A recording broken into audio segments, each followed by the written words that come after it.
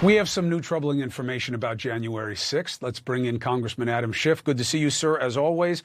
Congressman Mo Brooks says he wore body armor to the January 6th rally because he was warned on Monday there might be risks associated with the next few days. Were you aware?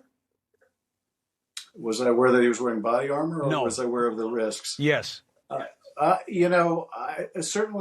think that we had information that that there was a heightened security environment over the last several months, beginning sometime before the election.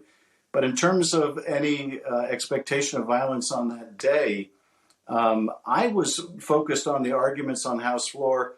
I had little knowledge of what was going on down the mall until I noticed people starting to look at their phones and watching something. And I asked them, "What are you watching?"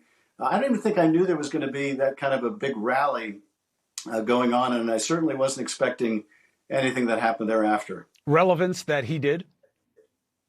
Well, I think it's very relevant. What information did he have? What was the source of that information? Was that information in connection with these white nationalist groups that were coming to that rally?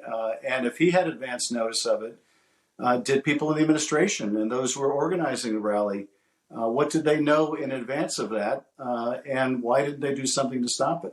Subpoenas for documents routinely would be the first phase, let you develop your understanding and then figure out what testimony you want to access it.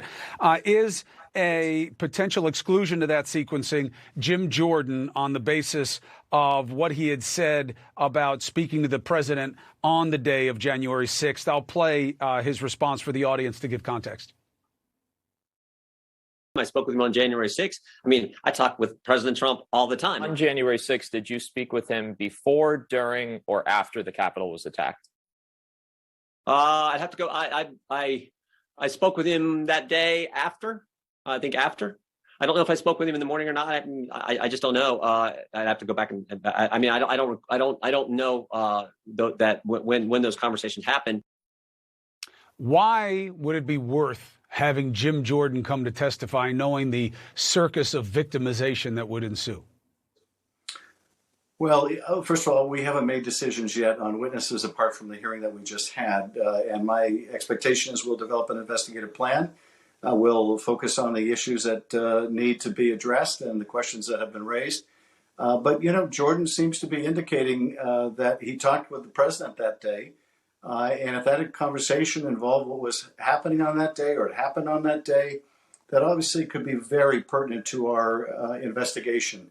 So I don't want to make any declaratory statements right now. It'll be up for the chairman to make.